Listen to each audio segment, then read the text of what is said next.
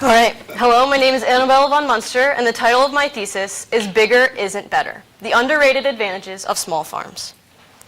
Hickman's family farms were not so family-friendly. Sonia Lopez was a single mother caring for her 5 children in rural Tonopah, Arizona, which she thought was a peaceful place to live. She and her family lived across the road from Hickman's family farms, a large-scale chicken operation with over 4 million laying hens that put out a stench that could be smelled for miles around. This stench caused her 14-year-old son, Justin, to miss over 40 days of school due to severe asthma attacks. Hickman's family farms has had a negative impact not only on the Lopez family, however.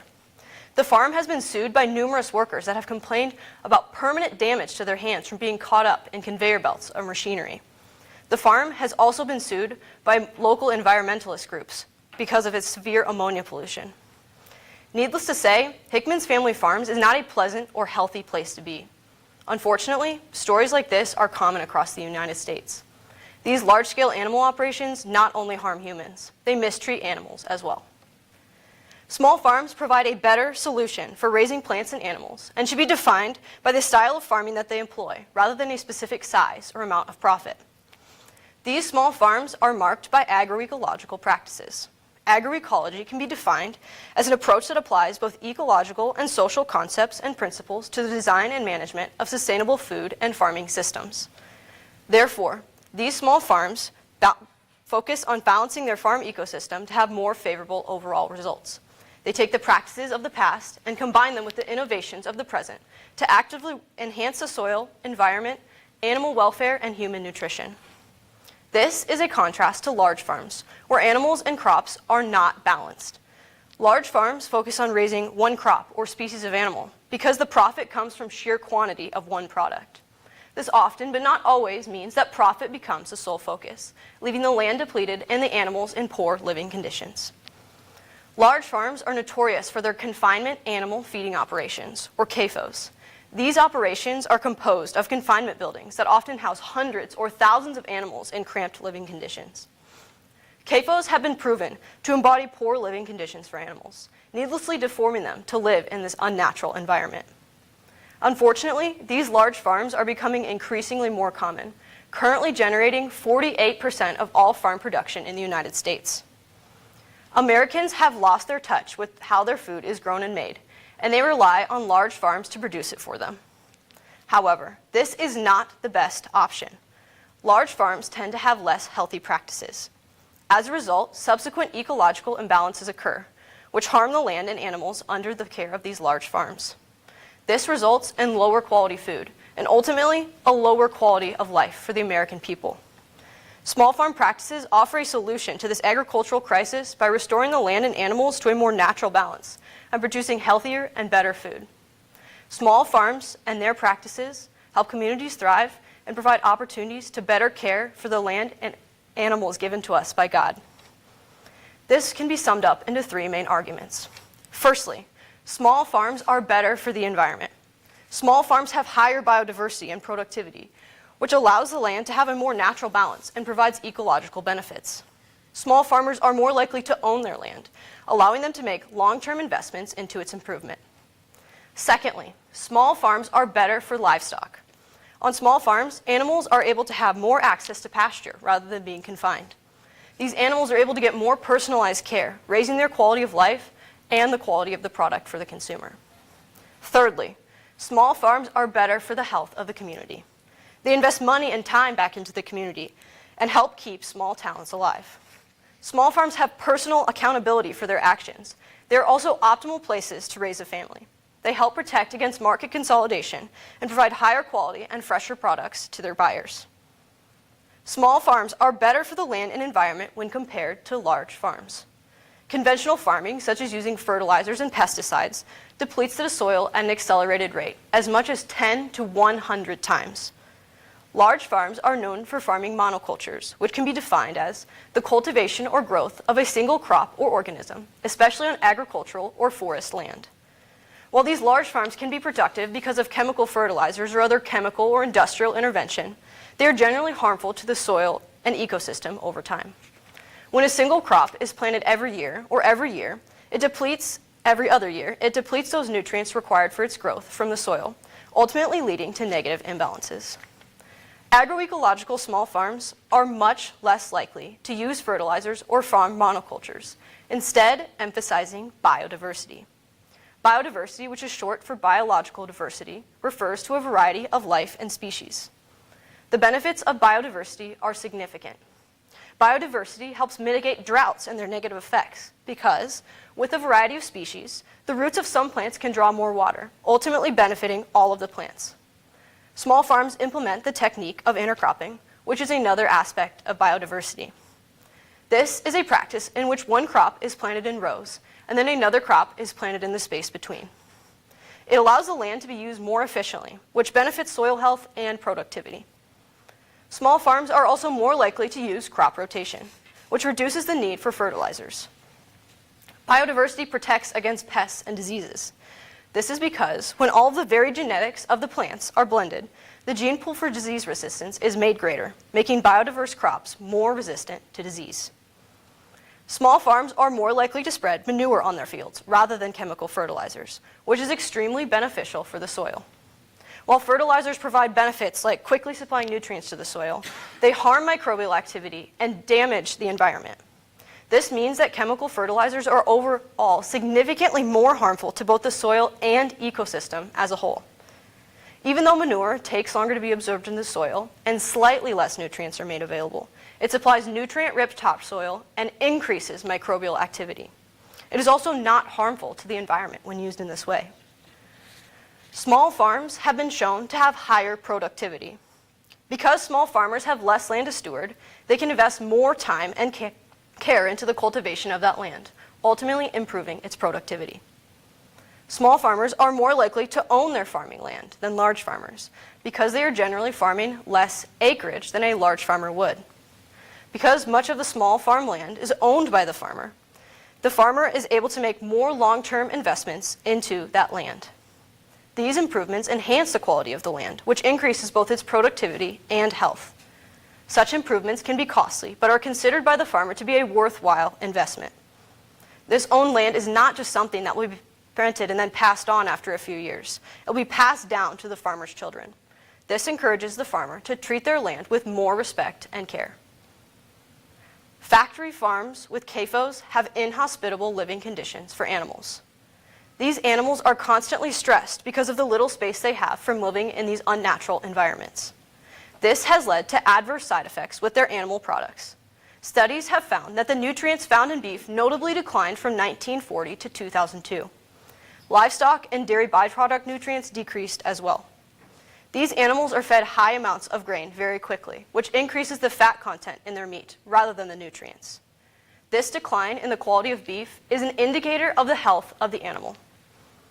Small farms provide a better living environment for livestock. Because there are fewer animals to take care of, the animals on small farms are able to get more personalized care than on large farms. In the agroecological movement, small farmers embrace the benefits of raising livestock in the more natural setting of grass-rich pastures. Grass-fed animals have been shown to have healthier metabolic systems than conventionally raised animals. Having pasture access allows these animals to express their natural behaviors, especially cows. Overall, the mortality rate for these animals is lower when they are allowed to live in their natural environment. Many small farms that use agroecological practices only give animals antibiotics on an extremely limited basis. This is because these animals have a natural immunity and antibiotics are simply not necessary. In contrast, factory farms are known for the widespread injection of their livestock with antibiotics to prevent the spread of disease, even if it is not necessary. This overuse of antibiotics has led to the proliferation of superbugs like E. coli and Salmonella, ultimately impacting the health of humans as well as the well-being of animals. Small farms face many criticisms with regard to their size. One of the main arguments against them is that they cannot feed the world without the help of industrial agriculture. However, this is problematic on two accounts. Firstly, many critics do not realize that small farms already produce a majority of the world's food. According to Our World in Data, in 2018, farms spanning 199 hectares, or about 492 acres or less, produced 81% of all of the world's food, animal feed, and fuel in the world. This demonstrates that small farms do feed the world and could continue to feed the world in the absence of large farms. They are also been proven to be more productive than large farms. Secondly, small farms can more directly target the problems with our food system to help solve the issue of hunger. Many assume that people go hungry because there's not enough food in the world to feed them. This is not true. 2.5 billion tons of food are wasted annually, and yet 783 million people still go hungry every year. Therefore, the problem with our food system is not a lack of food, it is a lack of access to food. Small farms can do more than just supply the world with food. They can help make sure that it gets to those who need it by providing food locally rather than purely to the highest bidder, as large farms are prone to do. Another argument used against small farms is that they cannot make enough money to survive. Those critical of small farms argue that the amount of stress and labor required to run a small farm is not worth the little revenue that they make. However, this argument arises out of several misunderstandings. Firstly, these critics often use the USDA definition of a small farm, which limits gross income to $350,000. However, small farms should be defined by their agroecological practices rather than the amount of money that they make, removing the upper limit to their profit. Secondly, small farming is about more than just making a profit. It provides unique opportunities to spend time with family and friends and provides a deep connection with the land that only comes from personal effort. This provides a mental stability through a sense of accomplishment at seeing the fruits of labor.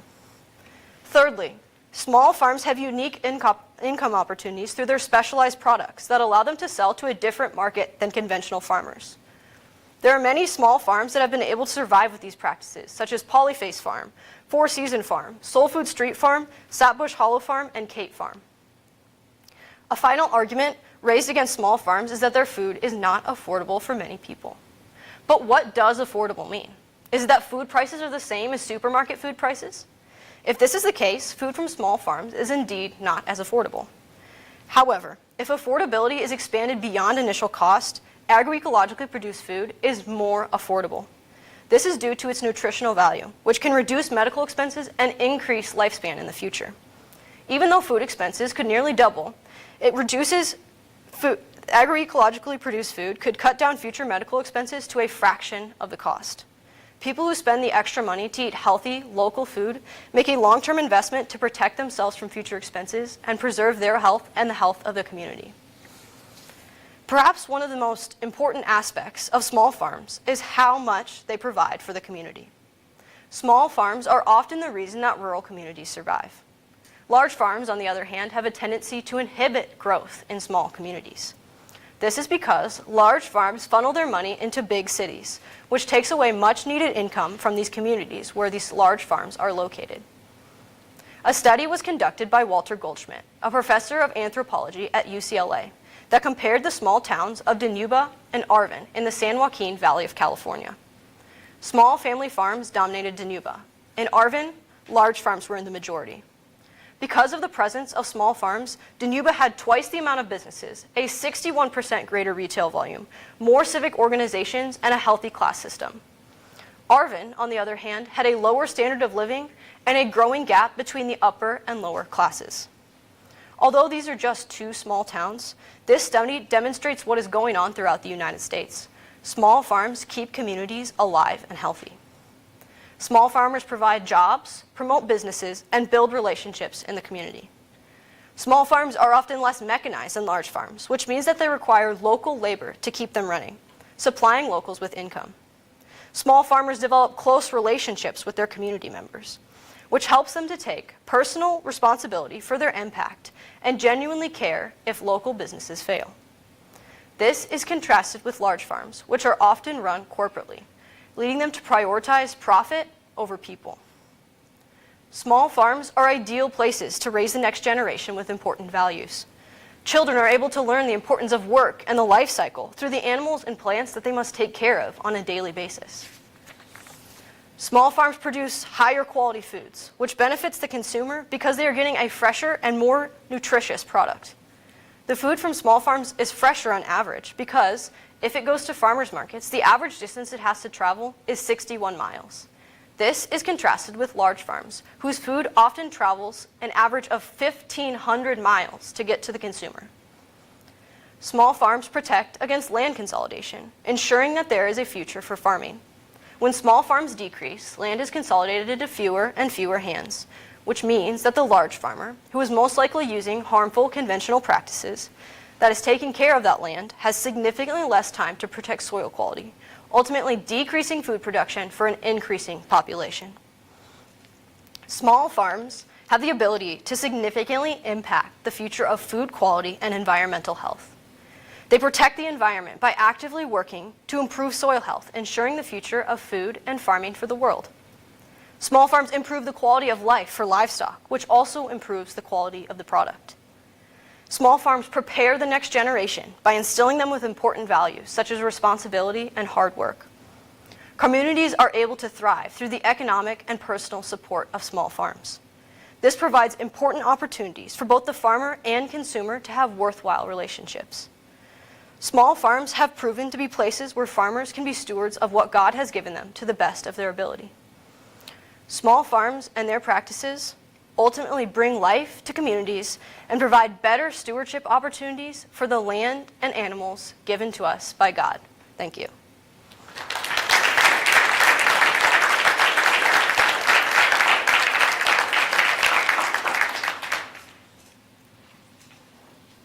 Thank you, Annabella. So my first question is, how does our capitalistic society, competitive market, how does that impact a small farm's ability to succeed? Well, if you're looking at an ideal capitalistic society, small farms would actually, be at the top because they have higher quality products and for a competitive price. Unfortunately, our market, especially in the United States, is an oligopoly, meaning that three or four major companies control all of these markets. So like, for example, in the pork market, there are 3 main companies that control everything. So if you're a small farmer, it's very hard for you to, succeed. But still, because of their higher quality products, small farms are able to maintain their success. So, yeah. Do the tariffs that President Trump is trying to impose right now, do they impact farms in a significant way? And does it impact smaller farms versus bigger farms in different ways? Smaller farms are going to face less of an impact from tariffs because generally they're focused on local production, local food, so they're not going to be exporting to other countries necessarily, certainly less than large farms. So there's going to be less of an impact. I mean, obviously you'd still have costs of importing seed, stuff like that. That would affect them. But large farms are going to be exporting to other countries, and that's going to affect them much more, the tariffs. Annabella, your argument for small farms versus the industrialized corporate farms, if corporate farms were to diminish, how does that affect the food supply as small farms have to make up for that? Because your argument would be that let's try to eliminate the commercial farms as much as possible. Yep. So what happens in that meantime, or how do small farms replace that? Well, to begin with, there would obviously be kind of a drop-off in production just because you have to wait to catch up and take over all of that farmland. But hopefully over time, you would see an increase in small farming. They would take over that small farmland and then improve soil health, improve productivity. So hopefully that would be what would happen if commercial farms were to decrease. Now, so part of that then too, my grandma was born on a farm, at a small farm in Oregon, and so my great-grandfather was a small farmer. Yep. At what point did we go from that, 100 years ago, to the commercial farms? How did that happen? It all started with the Industrial Revolution. Obviously, technology was booming, and people are trying to come up with ways to do more with less personal labor or less, hired labor or anything like that. So with the advent of the tractor, and even further back the plow, you were able to do more with just one person. So then you could farm more land with all of that. And so by 1981, 2% of the population was farmers. In 1862, 90% of the population was small farmers. So it's just because Pull of people off the farm is yeah, what you're saying. yeah. right? So they just wanted to go to the city for more business, especially with like the Great Depression stuff like that. And then also technology has allowed people to do more with less. But that's not necessarily the better way. Right. Thank you. Yep. Annabelle, you said the goods from small farms might cost more than from large farms. What exactly goes into that? Like, why do they cost more? Well, more time and effort is being put into growing each individual plant, which is a good thing because you're getting a higher quality product. But unfortunately, that means the cost of production is higher for them just because they were spending more of their time to produce that food. So it's going to be a little bit higher in cost. So it's mostly labor. Mostly labor, yes. Other questions for Annabelle? Yep. Does the government understand the issue? And if they do, are they incentivizing, whether it's through the USDA or any other government agencies, people to get involved in small farming? Yeah, subsidies are definitely trying to encourage healthy practices. Unfortunately, there's just so much corruption that is going on in the government that it's not really being super helpful just because you get the money if you check the box, basically. So it's not necessarily, happening. The good practices aren't necessarily happening. And a lot of the subsidy money actually goes to these large farms just because they want to, keep the food market stable. So unfortunately, the government really isn't helping the situation, but hopefully we can hope to see some change in the future.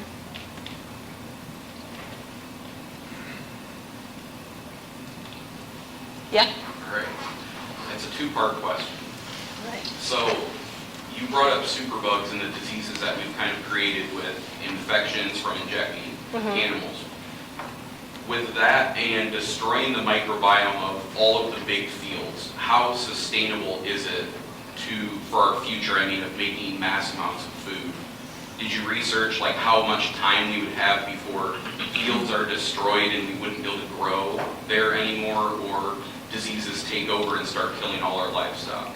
Unfortunately, I don't have like a specific number for you, but like I referenced in my statistics, like fertilizers can deplete the soil at an accelerated rate as much as 10 to 100 times. So obviously if you factor that in, like that's pretty quick, right? Yeah.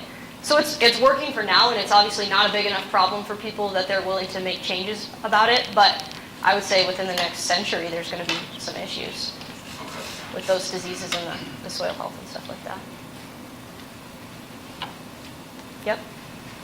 So with like Robert Kennedy just being announced and kind of him starting to kind of make some moves within like the FDA, I know that like in some countries like meats that we find here, so like chicken with antibiotics is banned in like other countries. So since there is that correlation a little bit with like the FDA, like do you think the like things that are happening now, do you think that could influence stuff that has to do with like farms and the food that we see and kind of the practices there? Like do you think there's any correlation between that? I mean, I'm hopeful for the future that there will be correlation, that there will be positive regulations that are put into place. Unfortunately, just because of all the corruption in the government that's happening with all these big ag corporations, I don't foresee that it's going to be, super helpful. So the change kind of has to come from the farms themselves rather than the government. I just don't foresee that the government's really going to be super helpful on this. Yeah. Are you hopeful that we're heading in the right direction? And if so, why? I mean, conventional farming has definitely taken over for sure, and I don't think that we're ever going to get away from that completely, ever. But in the last decade, at least, there has been an increase in homesteading and this growing your own food, stuff like that. And so I think that's a very promising thing for the future. There seems to be a polarization between, producing as big as you can get or, just trying to keep it at your house, So I think the homestead movement and stuff like that can be helpful for this, but I don't see like conventional farming ever going away. Yeah. Yep. Why did you choose this topic? I chose this topic because I've obviously grown up on a small farm, and it's been a really positive environment for me to grow up with, just being able to work with the animals, and we eat our own meat, and I help harvest in the fall, and I really enjoy that. But seeing these, terrible confinements, you drive past them on the interstate and you just smell the smell for miles around, and you see the cows and you're just like, why are you doing it like this? So I just kind of wanted to highlight that contrast between this positive experience that I've had versus this negative experience and what you're getting most of the time at the supermarket. Yeah. Forgive me. You're good. I've heard it said that we only have so many cycles of topsoil left. Mhm. And forgive me if you address this in your talk, but how serious of an issue is that? I mean, like I said to Mr. Carter, they're obviously not addressing the issue, so it can't be like crazy serious, but it is still an issue. And so, that's what these agroecological small farms are trying to do. And more people are waking up to the fact, like, hey, my soil health needs to be, as a farmer, my soil health needs to be, going up instead of down. And the fertilizers aren't necessarily providing a long-term solution. So, like I said, putting manure on your soil is actually helping to regenerate that quite a bit. And then using cover crops and stuff like that can also help the topsoil and nutrients. Yeah. What did you find in your research with the dairy farms? There was just a couple different facilities where it just seems like what you were saying, it's so compacted, the automation they're using to milk cows. Mhm. I would think that they're, being confined within the themselves, just having more and more issues with the dairy product that we're receiving, especially from what you found in the dairy side. Yeah, so I referenced a study in my speech, but there was dairy byproducts have decreased from 1940 to 2002 significantly. Like they're seeing, major decrease in that. And another study that I looked at, if you look at the product of like grass-fed, dairy cow, stuff like that, it's going to be a higher quality versus if you're raising it in a confinement. But I mean, there are benefits if you do it well in a confinement building for the dairy cows. Like they're able to be milked. Like the robots will, sense when you're ready to be milked. The cows are ready to be milked. So it's not necessarily all bad, but the products are better. And I just wondered if that kind of fallen off. yeah, it has. It has definitely decreased. Yeah. Would you say there's like a big difference between buying non-GMO, no antibiotic, like grass-fed meat at the grocery store versus buying from a small farm? I mean, I would encourage you to buy from a small farm just because you can actually see what's going on there. You can see that they're not, doing that. A lot of times, the stuff that you see at the store, like they're going to do just as little as they can to make sure that you can check that box and stuff like that.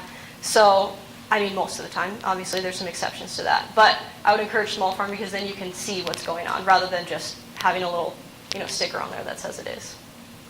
Because you don't really know what's. Okay, so I have a question. This is also interesting. So, Yeah. There's companies like ButcherBox or Mm-hmm. different small farm. I feel like they're small farms, but is that really what they are? If you're ordering like an online subscription of meat coming once a month or whatever, that this is grass-fed, is that small farm, I guess? Or would it be better to go and like go to your farm and say, hey, can I have 10 steaks? I mean, yes, definitely. No, but I mean, like I said, you can always, you could check into it, and I'm sure it's probably from small farms. I'm not sure about Sure. ButcherBox or anything specifically like that. But when you can really see it happening and when you can see the animals being raised, then you're really sure that it's, being raised the right way and as you want it, rather than just having a little label on it. Gotcha. So Okay. I would encourage to buy local. You're Right. helping your local community as well, Yes. So Okay. there's that benefit too. All right. Yeah. Okay, this is kind of branching off of Caitlin's with processed food. You had said to Mrs. Simpson that as time went on, there was less farmers from back in the day. Mhm. Did you find in your research that contributed more to making of the processed foods? Like as time went on, because there was less farmers, so they had to start having more convenient options, I guess, of processed food? I mean, just because there were less farmers doesn't mean that there was less land being farmed. It just means that the farmers were taking up more and more land. So I don't think that there was necessarily a production decrease, like on a major scale. But with the advent of technology and easy, quick inventions, I think that was what more contributed to processed foods. Being able to do that, and it tastes good, and that obviously blew up with our consumer mindset kind of stuff. So I don't know if it was decrease of small farms necessarily.